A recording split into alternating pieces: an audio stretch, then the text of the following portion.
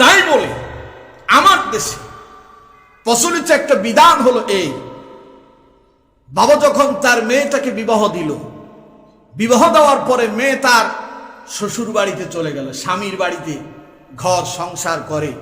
এই জন্য আমার দেশের ছেলের বাবারা কৌশলে সওয়াব মেয়ের বাবাকে দেওয়ার জন্য তারা কৌশল করে মেয়ের বাবার কাছ থেকে ইফতারি আদায় করে ছাড়ে, আছে না? কি কৌশল করছে দেখছেন? মেয়ের বাবা, মেয়ে জন্ম দিছে তো তাই বিবাহর সময় খাট দিতে হবে, পালং দিতে হবে, শোকেস দেওয়া লাগবে, আলমারি দেওয়া লাগবে, ফ্রিজ দেওয়া লাগবে, টেলিভিশন দেওয়া লাগবে, সোফা সেট দিতে হবে, তারপরে কোকারিজের যা আছে সব কিছু একদম লবণের বাটি থেকে শুরু করে হাড়ি বাতিল কলসি পর্যন্ত সব দেওয়া লাগবে। কারণ মেয়ে জন্ম দিছে তো ভুল করছে, এটা তার অপরাধ হয়ে গেছে। এরপরে যখন আম কাঁঠালের মৌসুম আসবে তখন মেয়ের বাড়ি থেকে ছেলের বাড়িতে আম, কাঁঠাল, মালটা, কমলা, বেদানা যা আছে সব দিতে হবে।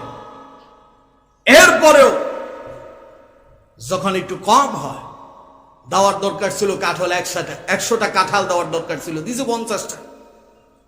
তখন শ্বশুর মশাই মেয়েকে লক্ষ্য করে বলে, তোর বাপের নজর ছোট, আছে না? আছে না? এমন আর মায়ের রমাদান আসলে তো ইফতার ওর ওই যে গাড়ি ভরে, ট্রাঙ্ক করে পাঠাতে হয়। ওর একজনের জন্য দিলে, বাড়ির এক ফ্যামিলির জন্য দিলে হয় না। খালা আছে, মামা আছে, ফুফা আছে, চাচা আছে, জ্যাঠা আছে, বাড়িতে আত্মীয় স্বজন আছে, বোন আছে, ভাগিনা আছে, সবার জন্য দিতে হবে। কারণ বাপে মেয়ে জন্ম দিয়ে অপরাধ করছে। কথা বুঝেন না মনে হয়? এটা আপনাদের রাজাপুরে নাই। কে করে? আপনারাই করেন। ঘটনাটা কি? এখন মেয়ের বাবা তো এমন এক পর্যায়ে পড়েছে, বিবাহের সময় মেয়ের বাড়িতে লোক আসার কথা ইসলাম বলছে কম, ছেলের বাড়িতে যাবে বেশি। কিন্তু আমার দেশে হয় মেয়ের বাড়িতে আসে 200, ছেলের বাড়িতে যাবে 50 জন, আছে না? ছেলের বাপ বলে দেয়, আমাদের বাড়িতে কিন্তু 50-এর বেশি আসা যাবে না, আমার কিন্তু মেহমান কম না, কম করে হলে আমরা 200 লোক আসবো। তাই কি লাগবে? গরুর গোশত তো আছেই, মরগ লাগবে, কি বলে ব্রয়লার লাগবে, দেশি মরগ লাগবে, তারপরে এর পাশাপাশি হলো কবুতর লাগবে, তারপরে খাসি লাগবে, আরো কত কি, চিংড়ি মাছ না হলে তো হবেই না। এখন মেয়ের বাপ তো পড়ছে বিপদে, ওর তো ক্ষমতাই নাই, খাওয়াবে কোত্থেকে?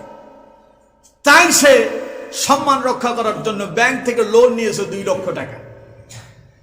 এখন প্রতি মাসে তাকে নির্দিষ্ট হারে 3000 টাকা করে সুদ দিতে হচ্ছে। কোথায়? ব্যাংক থেকে যে লোন নিয়েছে।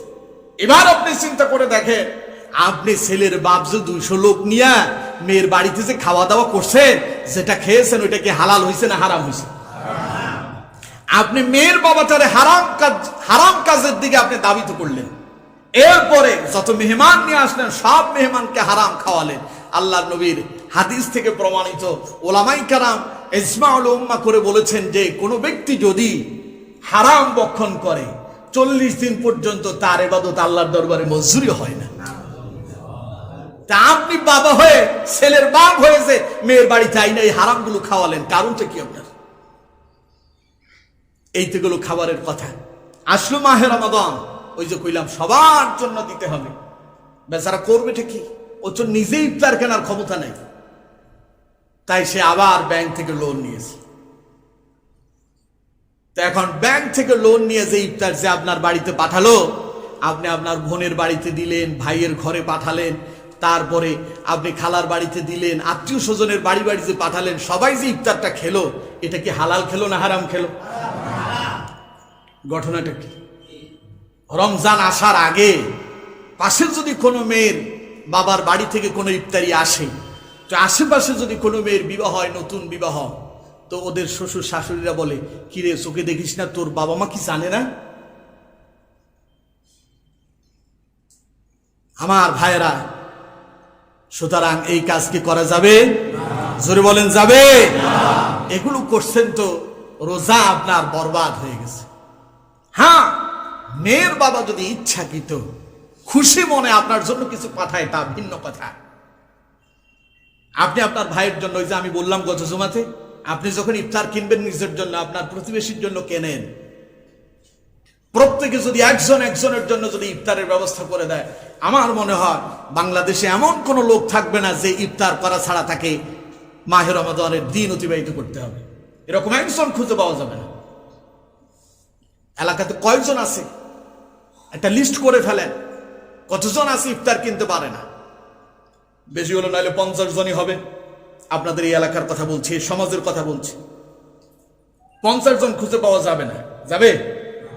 তো সবাই মিলে যদি একটা অ্যামাউন্ট তৈরি করে ওই 50 জনের জন্য যদি ইফতারি দেয়, 50 জন লোক রোজা রেখে যে সওয়াব পাবে, আপনারা যারা ব্যবস্থা করে দিবেন আপনাদেরও সেই সমপরিমাণ সওয়াব হয়ে যাবে। সুবহানাল্লাহ। প্রিয় বন্ধুগণ, সুতরাং নিজ উদ্যোগে করেন। আপনার বাড়িতে আপনার প্রতিবেশী আছে, গরিব মানুষ, ইফতার কেনার মতো ক্ষমতা তার নাই, ঘরের ভেতরে চাউল থাকে না ঠিক মতো, ও রিক্সা চালায়, মাহে রমাদানে রিক্সা চালায়, রোজা রাখা তার জন্য অনেক কষ্ট। ওর জন্য কিছু খাবারের ব্যবস্থা করে দেন, যাতে করে সে রোজা পালন করতে পারে। এতে কি হবে? ও রোজা রেখে যে সওয়াব পাবে, আল্লাহ সমপরিমাণ সওয়াব আপনাকে দান করবে। প্রিয় বন্ধুগণ, আল্লাহ নবী, বিশ্বনবী মুহাম্মদ সাল্লাল্লাহু আলাইহি ওয়াসাল্লাম বলছেন, আল্লাহর কোন বান্দা যদি কোন রোজাদারকে তৃপ্তি সহকারে যদি ইফতার করাতে পারে, তার কি সওয়াব হবে? রাসূলুল্লাহ বলছেন, ওয়ামান আসবা'a সাইমান সাকাহুল্লাহু মিন হাউদি শারবাতান লা ইয়াজমাউ হাত্তা ইয়াদখুলাল জান্নাহ। আল্লাহর কোন বান্দা যদি কোন রোজাদারকে তৃপ্তি সহকারে যদি ইফতার খাওয়াতে পারে, আল্লাহ পাক তাকে আমার হাউজে কাউসার থেকে 1 গ্লাস পানি পান করাবেন।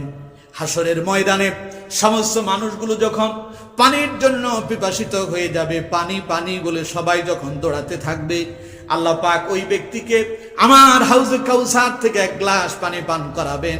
জান্নাতে প্রবেশ করা পর্যন্ত সে আর তৃষ্ণার্ত হবে না। কিয়ামতের ময়দানটা হবে কি? সূর্য চলে আসবে মাথার অর্ধ হাত উপরে, সূর্যের তাপে অপরাধীদের মাথার মগজগুলো টকবক টকবক করতে থাকবে, ভাতের মাড়ের ন্যায় টকবক টকবক করতে থাকবে। এটার অবস্থা হয়ে যাবে এমন, আপনার মহিলারা যখন রান্না করে, হাড়ির ভেতরে যখন ভাত যখন রাখা হয়, ভাত যখন গরম হয়ে যায় টকবক টকবক করে, আর উপরে একটা ঢাকনা দিয়ে চেপে দেওয়া হয়, কিন্তু এরপরেও বের হয়ে আসে কি আসে না? কিয়ামতের দিন অপরাধীদের মাথার মুগজাগুলো ভাতের মাড়ের ন্যায় টকবক টকবক করতে করতে ওদের কানের ছিদ্র আর নাকের ছিদ্র দিয়া বেয়ে বেয়ে পড়বে।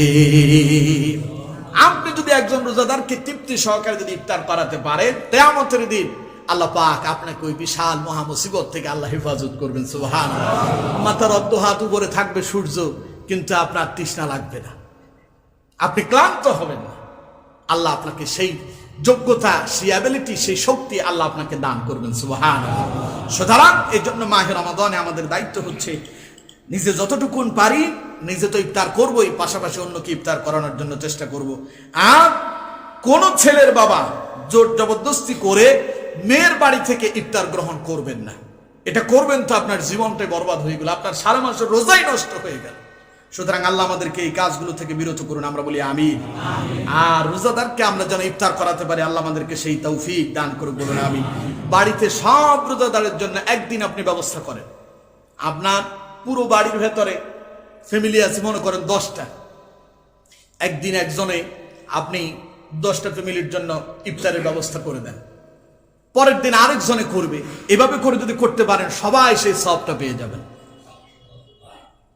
কাজ সহজ, কিন্তু আমরা করতে পারি না বলে আমাদের কাছে কঠিন মনে হয়। প্রিয় বন্ধুগণ, এরপরে যেই কাজটা আমরা করব, রাসূলুল্লাহ বলছেন, ওমান খাফফা আন মামলুকি ফীহি গফারাল্লাহু লাহু ওয়া আ'তাকাহু মিনান নার। বাড়িতে অনেকের কর্মচারী আছে না, চাকরানি আছে। রাসূল বলছেন, কোন ব্যক্তি যদি মাহে রমাদানে কোন দাস দাসী কিংবা ঘরের কোন চাকর চাকরানির কাজ যদি হালকা করে দেয়, আল্লাহ রাব্বুল আলামিন ফীহি গফারাল্লাহু লাহু, আল্লাহ তার গুনাহগুলো ক্ষমা করে দিবেন। সুবহানাল্লাহ। ওয়া আ'তাকাহু মিনান নার, এবং কি আল্লাহ তাকে জাহান্নামের আযাব থেকে মুক্তি দান করবেন। প্রিয় বন্ধুগণ, ঘরে আপনার কামের চাকরানি নাই, বউ আপনার রান্না বান্না করে, সারাটা দিন আপনি রোজা রেখে যেমন ক্লান্ত, আপনার বউও কিন্তু ক্লান্ত। নিজেরটা 16 আনা বুঝেন। যদি খাবারের সময় সারাদিন মহিলাটা রোজা রেখে রান্না বান্না করতে গিয়া লবণ একটু কম হয়ে গেল কিংবা মরিচের পরিমাণটা একটু বেশি হয়ে গেল, আপনি তাকে মারধর করেন, বাজে বিহেভ করেন, তার সাথে মন্দ আচরণ করেন আপনি তার সাথে, আপনার এই রোজা আল্লাহর দরবারে মঞ্জুর হবে না। আপনার স্ত্রীর কাজটাকে আপনি হালকা করে দিতে হবে। ঘরের কাপড় চোপড় নষ্ট হয়েছে, 2 জন ভাগ করে ধুয়ে দেন। ছেলে মেয়ের কাপড় চোপড় প্রতিদিন সে একাই ধোয়, নিজের গুলোও করে আপনার গুলোও করে। মাহে রমাদানে আপনি সহযোগিতা করেন, 2 জন একসাথে করেন, ওর কাজটা সহজ হবে। এতে করে কি হবে? 2 জনের ভেতরে ভ্রাতৃত্ব মহব্বত বাড়বে, এমনকি আল্লাহ সুবহানাহু ওয়া তাআলা উভয়ের গুনাহ মাফ করে দিবেন। সুবহানাল্লাহ। স্ত্রী সারাদিন রোজা রেখে বিপদে পড়ছে, স্বামী তো জালেম, ও লবণ কম হলে ওর মেজাজ খারাপ হয়ে যায়। তো কি করে? রোজা রেখে বেচারি বিপদে পড়ছে, তাই কি করতে হয়? তাকে লবণ দেখতে হয়। তাই আমাদের কাছে প্রশ্ন করে, হুজুর আমার স্বামী তো জালেম, এখন যদি লবণ কিংবা মরিচের পরিমাণ যদি একটু, মশলা যদি একটু এদিক সেদিক হয়ে যায়, তাহলে সে আমার উপর প্রহার করে, এই ক্ষেত্রে কি আমি লবণ দেখতে পারবো নাকি? খাবারের টেস্ট গ্রহণ করে দেখতে পারবো কিনা কেমন হয়েছে? আছে না এরকম? কে করে? আমরাই করি। আমাদের মাঝেই আছে লুকায়িত ওই লোকগুলো। দেখতে চেহারা দেখতে খুবই মানুষের মতো লাগে, চেহারায় মানুষ, আকৃতিতে মানুষ, কিন্তু ভেতরগত সে একটা জালেম, একটা ফসুথে। প্রিয় বন্ধুগণ, সুতরাং স্ত্রীর কাজ হালকা করে দেন। ঘরে চাকরানি আছে, ওর কাজটাকে হালকা করে দেন। সাথে করে আপনি রোজা রাখেন, আপনি যেমন ক্লান্ত হয়ে যান, কাজ করেন না আপনি, কিন্তু আপনার স্ত্রীটা সারাদিন রান্না বান্না করে, বাচ্চাদের খাবার রেডি করতে হয়, বাচ্চাদের কাপড় চোপড় ধুতে হয়, নিজেরটাও করে আপনারটাও করে। এরপরেও যদি মাহে রমাদানে আপনি তার কাজটাকে একটু হালকা করে দিতে না পারেন, তাহলে আপনার মতো অমানুষ আল্লাহর এই জমিনে, আকাশের নিচে জমিনের উপর আর কেউ হতে পারে না। সুতরাং এই কাজগুলো থেকে আমাদেরকে বিরত থাকতে হবে। প্রিয় বন্ধুগণ, আসুন, সময় শেষ হয়ে গেছে, আগামী জুমাতে আমরা অন্য আলোচনা করব ইনশাআল্লাহ। এখন যেহেতু মাহে রমাদান আমাদের সামনে, তার আগেই আমাদের দায়িত্ব হচ্ছে আমরা মাহে রমাদানের জন্য প্রস্তুতি গ্রহণ করব। যে কাজগুলো করতে বলেছে এগুলো করব, আর যেগুলো বর্জন করার দরকার সেগুলো থেকে বিরত থাকব। আল্লাহ পাক আমাদেরকে আমল করার তৌফিক দান করুক। বলুন আমিন। আরো জোরে বলুন আমিন।